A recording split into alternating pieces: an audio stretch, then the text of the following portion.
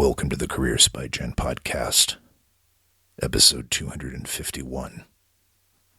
Today on the podcast, Jen interviews Lukas Xu, who says that you already have the solution. You just don't know it yet.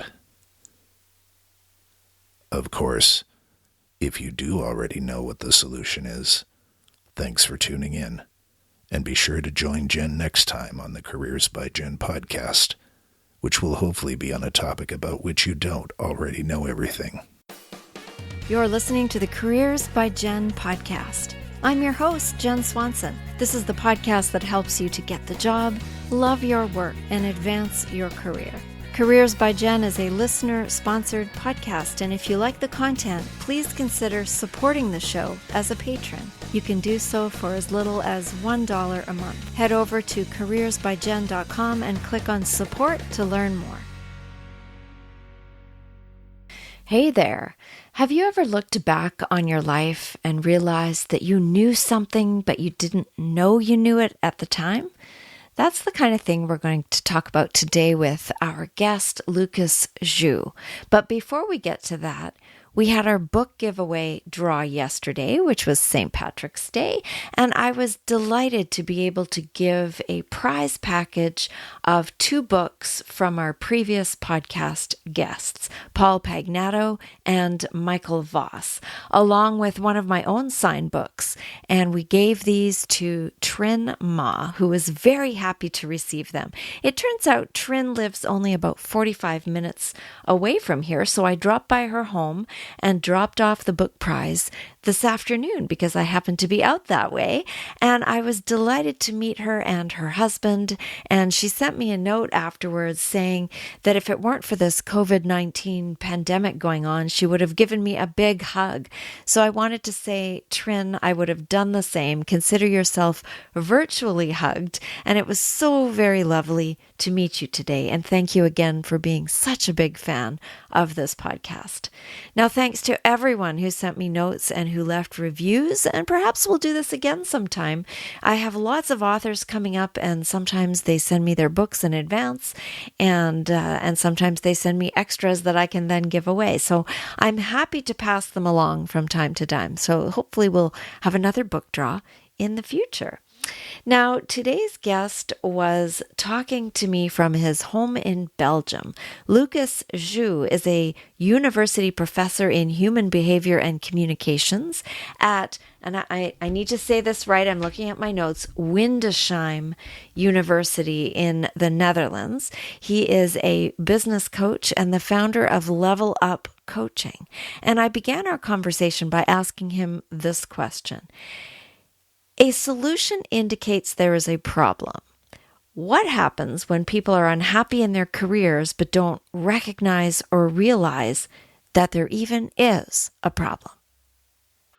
Hey, Jen, thank you very much for the question. That's a very good question. And the first thing is if they are not aware that there is a problem, that's very normal. That's very common, actually. So in my line of job that I am in, so in the coaching of these people, is the moment they do come to me, they are aware that there's something wrong, but can't pinpoint on the thing like what is wrong.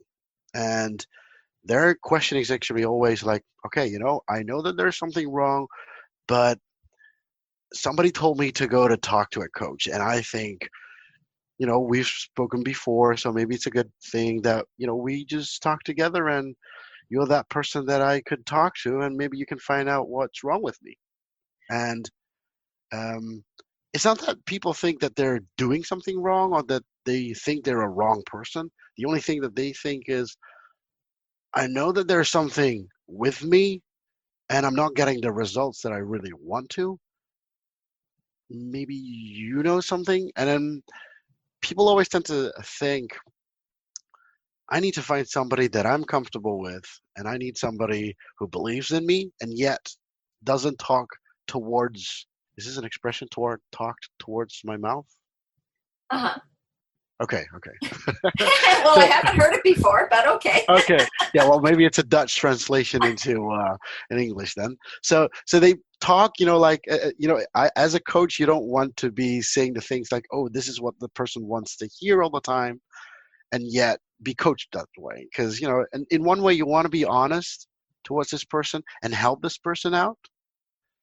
Because, if you want to have a solution, you kind of need a problem. And if you don't know what the problem is, you can't get a solution. You can't be specific on the solution.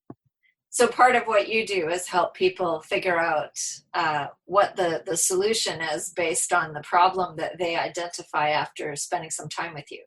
Absolutely. It's becoming aware of, so it's becoming aware of their own situation. So what I always tend to do is, okay, you tell me. So, if you think you have a problem, you tell me. What do you think is wrong?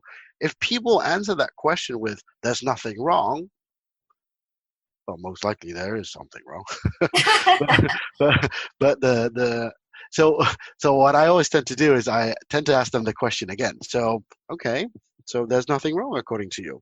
Then, so this is a session with you and me, and we're having a cup of coffee here, and it seems there's nothing wrong with you.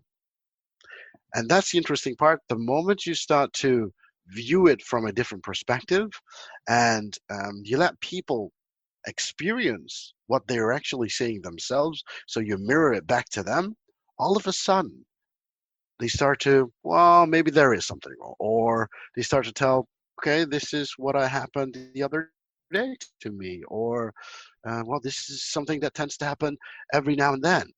So making them aware of their own situation is what I tend to do, as in the beginning, to make people aware. What is their story? What is the story they keep telling themselves?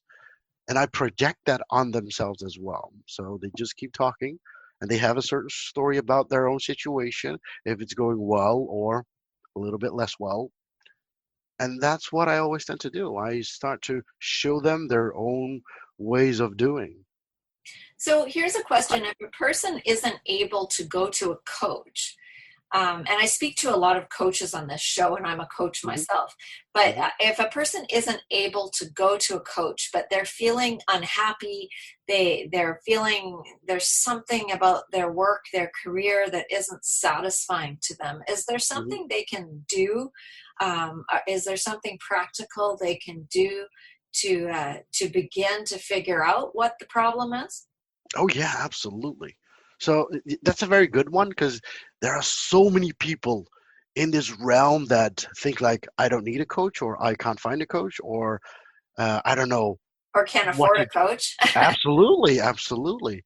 And in those cases, luckily, there are different methods, these online methods that you find these coaches, they give out for free, all these methods.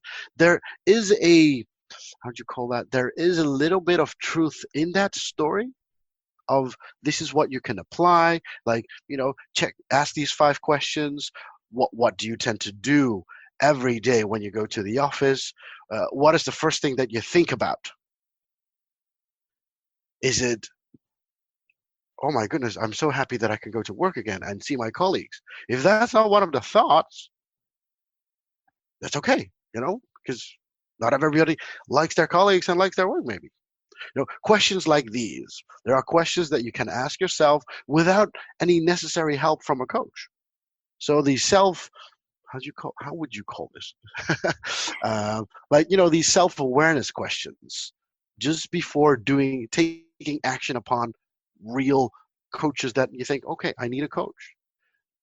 Before becoming aware of yourself, saying, okay, I seriously need a coach, or somebody telling you, you need to get help. Yeah. Well, so what would you begin with somebody when they first come to you? You said you asked them some questions. What is the process that you would take someone through on a high level? What are some of the things that you would begin asking a person so that they knew they already have the solution? That's a good question, because there are different kinds of people that come to me. See, I've got those people who are in the corporate world, and in the corporate world, they have a certain job and they want to grow, for example. That's what I come across quite often, and therefore also That's how I got inspired by your show as well, advancing your career. I love your job. Um, those are the clients that I have, and I have those clients who are in the a bit higher in the organizations. Those are the people who are in the management, and they want to have some information. Well, if I focus on the people who want to have a certain promotion, those people actually tend to find me through what we call in the Netherlands the Chamber of Commerce, and I'm sure you have that in your own country as well. And through the Chamber of Commerce, they actually promote my programs as well. And they say, hey, if you want to have somebody's help, Lucas is a great person. It's a great coach who can help you to advance through your jobs. And if you don't like your job, he can give you the advice, hey, maybe this is not the job that you want to. Maybe you should switch your careers. And that's where people promote me. And that's when the first call when they have with me, so the first time they talk to me is I always talk about them, so what do you do and what do you like to do? What are your talents? And it's always about them on what they want to do, what they want to achieve in their lives. And for example, one of the questions I always ask them, so how often do you think about your life goals? 1 year from now, 5 years from now, 10 years from now, what do you do? And what is your plan for that? And how successful are you on that? And why have you taken action or why have you not taken any action? What has been keeping you busy for so many months? Okay, so you've had a kid. Good, congratulations on you. But okay, so why are you looking for a right now? That's one of the first questions I just talk and ask and talk about.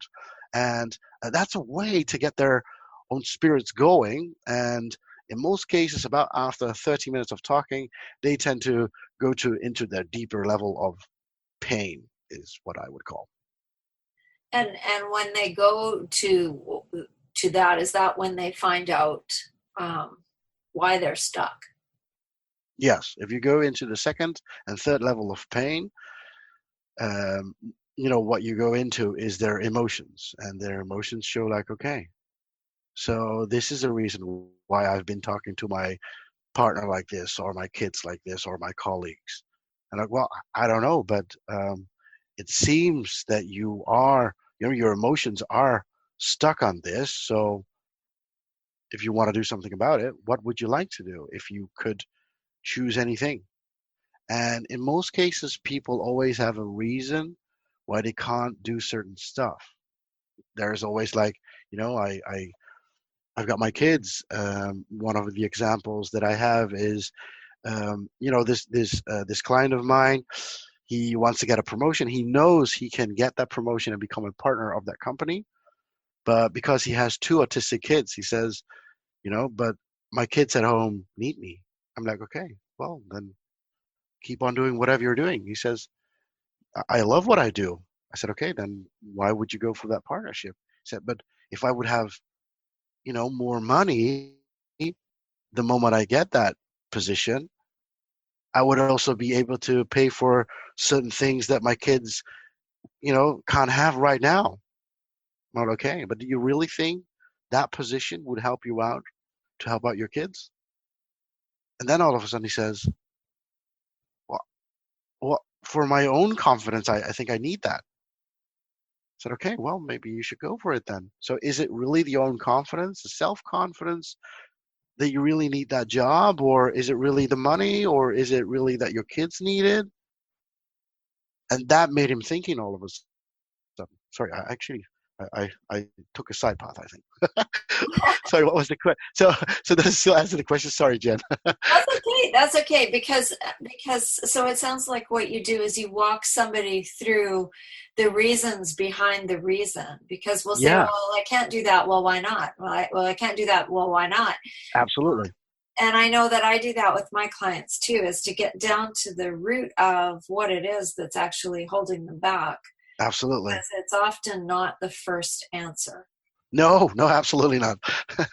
So see, just, like in any interview, you do have a few basic questions, of course, like, okay, so, if this person doesn't talk, or if this person doesn't go into the reasoning that you really want to know, then, these are trigger questions that you could use. And that's how I actually just go with the flow of the interview and the conversation with the client. And that makes each conversation very personal, of course. So I wonder if a person could do this on their own, because I keep coming back to that, just because Yeah. I am aware that some people who are listening to this want, practical tips that they can do themselves now after listening to the show. Hmm. And so one of the things might be to sit down and just keep asking, the what if questions. What if that wasn't, well, I don't want to do that because I want to spend time with my kids. Well, what if Hmm. this position didn't hold you back from that? And Hmm. what if, and what if, and what if, and keep going down into the layers. Or asking the question why. So why not, or why? So that they can, and just keep, maybe journal it out or write it out, or have a friend ask them the questions and keep pushing until they get to the underlying reason. And as you said, with this particular client, it might have been self-confidence. The person sounded like it had more to do with confidence in, the wanting to be around for the kids more was the first layer, but then when Hmm. you got Hmm. down to the bottom, it was more about personal self-confidence. Well, if we talk about that, then there's a small technique that I use very often and that people could use themselves. So that's what I call the 5 why questions. Yes. Now, Yeah. I don't know if you should, I'm sure you know it, but Yeah, it's, share it with us though. Yeah. yes, gladly too. So what I always tend to have, like you said, just in your example, like, have somebody help you out. This is something that anyone can help you out with. So this is the 5 why question, is you have. So what you do is you ask your partner, for example, or your friend or a family member. Anyone can do this with you. Now, the only thing is what you want to do is the other person you want to. So you're going to say something, and the other person is going to ask you why. Sounds very simple. You can make it an actual question, but you can actually just simplify it to the word why. It's easier to, of course, to make it a question, but the important thing is the other partner doesn't show any emotion, asks you the same question, maybe a slightly different perspective, 5 times, and you're gonna answer the question as good as you can. The first round, what people will tend to do is they're going to answer the question the way they will always answer it. So why do you think this promotion is so important to you? And then people will give you an answer. And most of the time, the first answer will be like preset.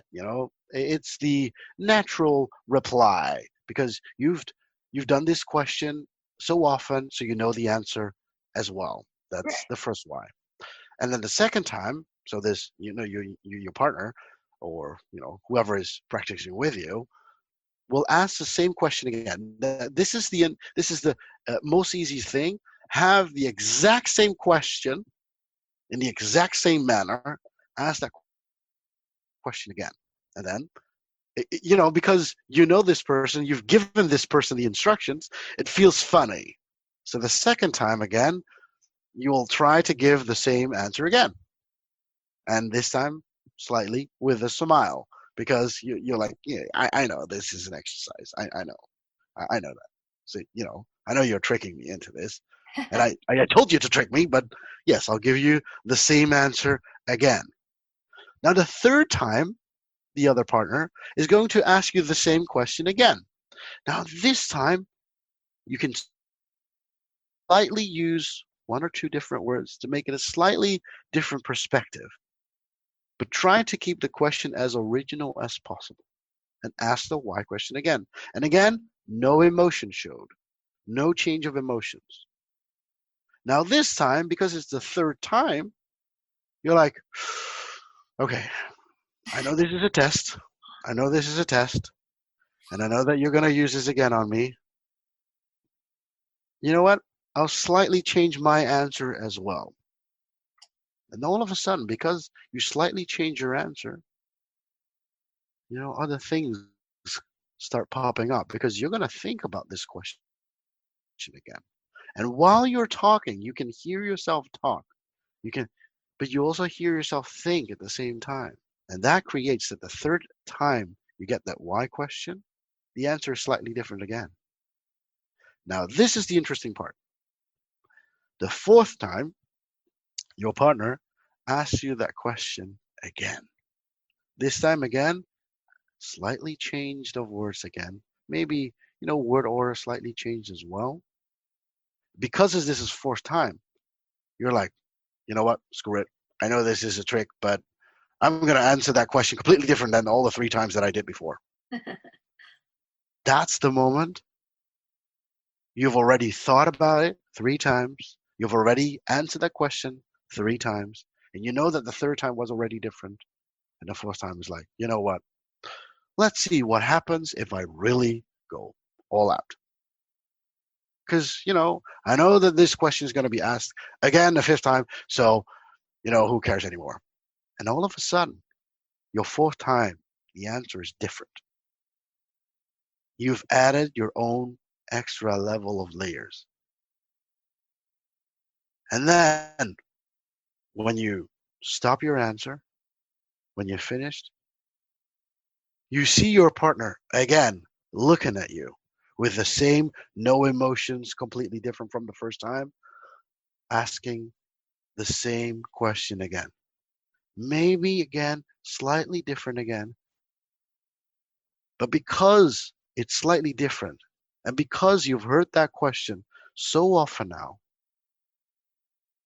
if you're a visual person, you've completely structurized the whole question differently. If you're an auditive person, you've experienced the whole question differently. You hear different things all of a sudden. You hear a different dimension in those questions. And because of that, you're like, hey, I just gave my full answer just the previous round. You know what? What would happen if I would answer this question again, now for the 5th time, from a different perspective? There's nothing to lose anymore. There's nothing to lose anymore. And this person opposite of me is not giving any emotions anyway. So what I notice with go on.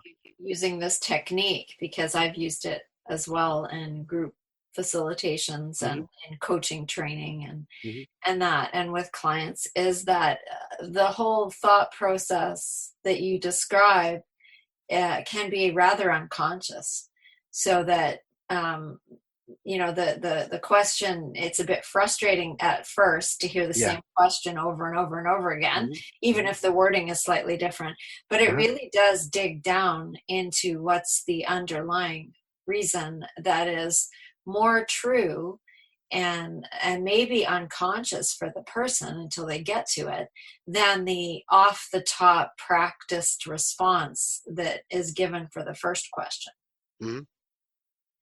Yeah, so I think it's a very good technique, because by the time you get to that 5th response, usually your answer is more real, isn't it? Absolutely. It's a very simple trick. And if you want, I've got more simple tricks that work. Well, simple tricks. It sounds simple, but if you really do it with a partner, it works really well. And this is what I always tell clients as well.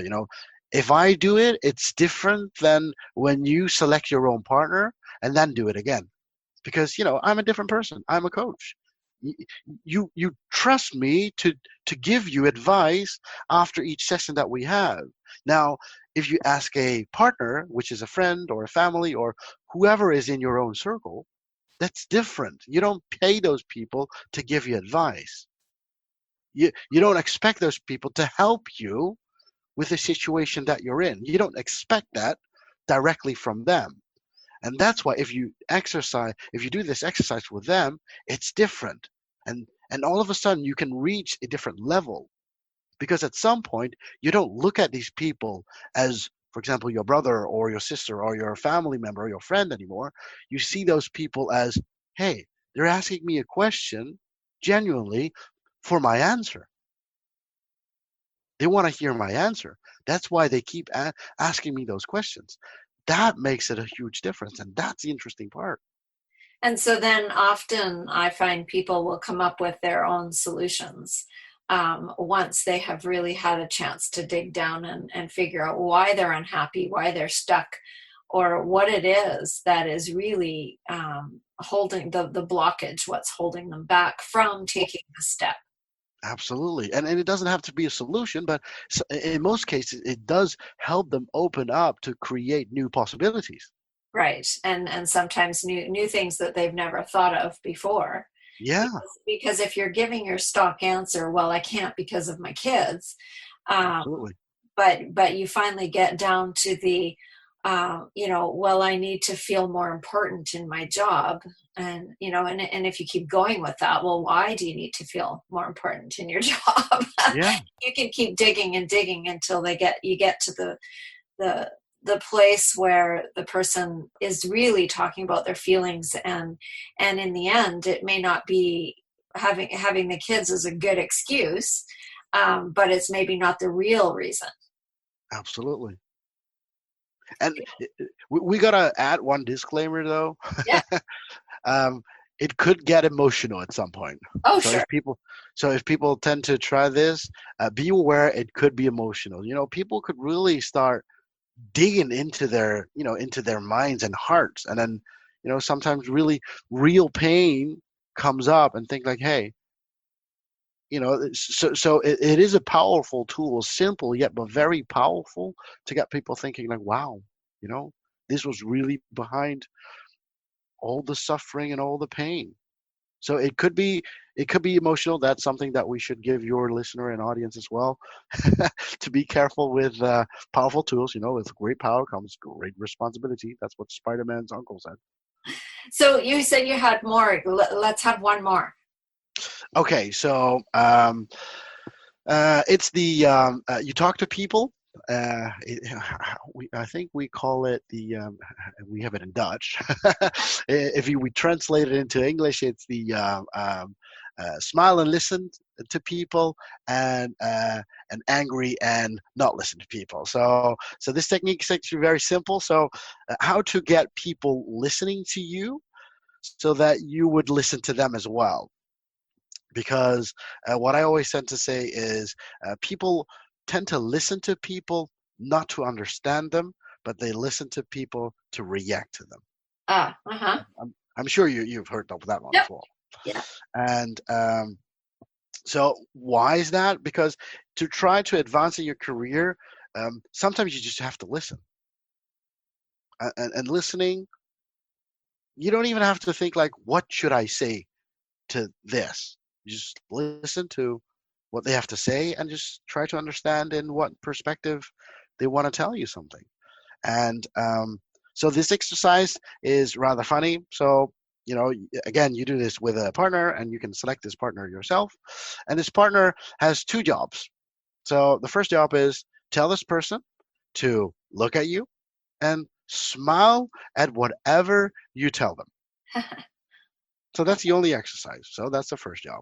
So what you're going to do is you're going to say, you're going to talk. And, just like you and me, we talk together.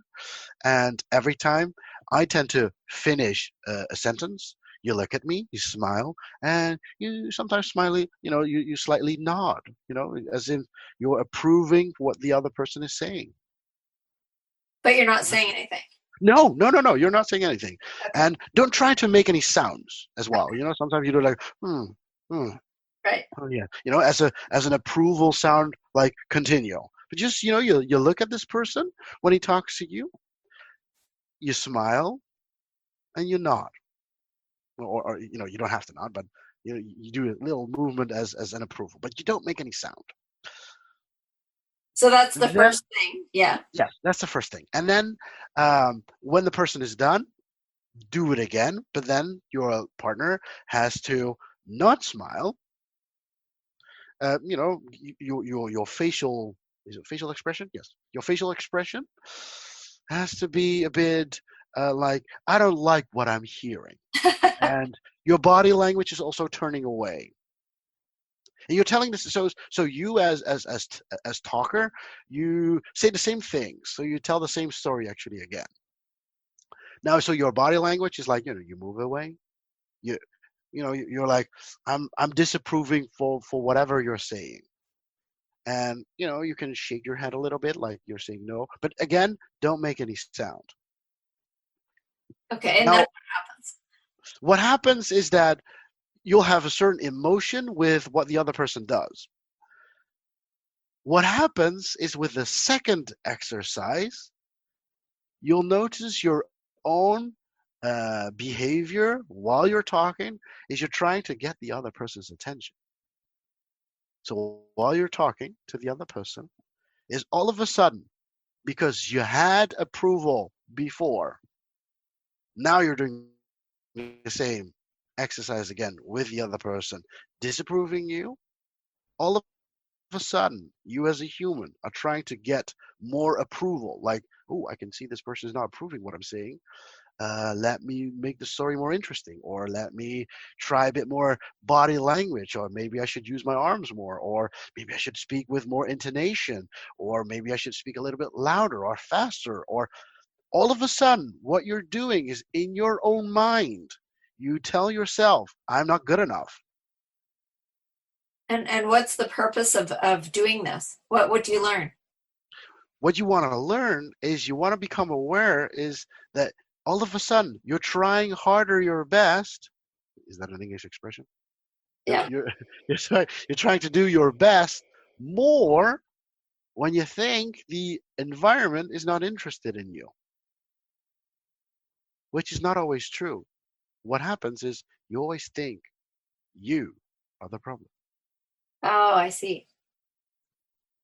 So it's pointing out, it's making you aware that even though you're saying the exact same thing, the other person's reaction has a big influence on your own performance. Yes, and you always think it's your problem. You think there's something wrong with me. Something wrong with me. And it's getting you become aware of it's not always you. Right. And And in that's most important. Yeah. Yeah. Because a lot of times somebody doesn't say hello to us, then we spend all sorts of time making up stories about why they didn't say hello to us when maybe they just were thinking, their thoughts were elsewhere and they didn't notice you. Absolutely. Yeah. Yeah. Now, in most cases, of course, people always do say something or make sound when they, when you're in a conversation-like situation, of course. Yeah. This makes it, but the moment you do it like this, it's an extreme situation, of course, just having people smile at you and not talk or make any sounds. But it shows a complete different situation for you. And it's just trying to make you aware that it's not you, it's your environment. Right. So again, it brings us back to becoming more reflective on your own behavior and understanding how you work. So it's your own self-awareness. Absolutely. Is key to figuring out that you already know what you have to do. Sometimes you just have to have some help articulating it or digging it up so that you can articulate it and bring light to it so that you can understand why you feel unhappy in your job, why you feel stuck in your position, or whatever it happens to be. And sometimes people are not even stuck in their job, but they just think about that, about themselves. What do you mean? Well, you think you're stuck in your job, and because you think that, that's what you project on yourself. Yeah. Yeah. You believe it. You believe what you think. Absolutely. Yes. Yeah. I love the expression, don't always believe everything you think. Yeah, but that goes two ways. So if you believe that you're super successful, you really believe that you're successful. You tell other people that you are. If you believe that you're stuck in your jobs, you project that on other people as well. Like, take a look at John. He looks very sad, and he looks, as if he's stuck in his life, with his current wife and 2 kids. Oh, that's horrible for him. Yeah. Yeah. Yeah, I guess that's true. Yeah. Yeah. And then we all of a sudden we also feel for John like that as well. Oh man, John. Oh man. Hey Jen, do you also feel for John? It's a bit of a self-fulfilling prophecy there. Absolutely. So if people really believe what they think they are, it just becomes true. And that's why making them aware of their surroundings is very important, and of themselves. So if people want to know more about you, Lukas, where can they find you? They can check out my website, which is LukasXu.com, which is just my name. Lukas with a K, so Lukas, and then just stuck to it. My surname is Xu, XU.com. LukasXu.com. And social media, anything there? You can find me on social media like Instagram, which is also the same one, and also on Twitter, also on LinkedIn, and on Facebook, of course. Great. And do you have a last piece of advice for the Careers by Jen listener today? Well, in most cases, yes, I do. Thank you very much. In most cases, I always tell people you already have the solution, but you don't only know it yet. And always start with yourself. Ask your people around you what they think you do best. And in most cases, there is your solution in what you do best. Okay, so sometimes we are not able to see ourselves the same way that other people do. So that's good advice, to ask other people to give their perspective. Well, a very simple one. What I always would do is, this is a funny one though. I would always say, you know what? Go ask your inner circle people to give you 2 compliments for today. Oh. And it can be in any way. Give me 2 compliments. Right. And then ask 5 people at least. Then you'll have 10 compliments and you'll feel great today. And most of the cases, your solution lies in those compliments. And you think, oh, that's not true.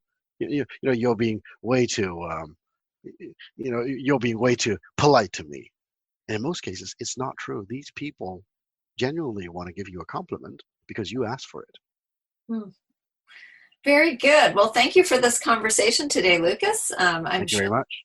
People will enjoy it. Thank you very much, Jen, and thank you for this interview and your time, of course. You've been listening to Careers by Jen with Jen Swanson. If you like what you heard, please share this.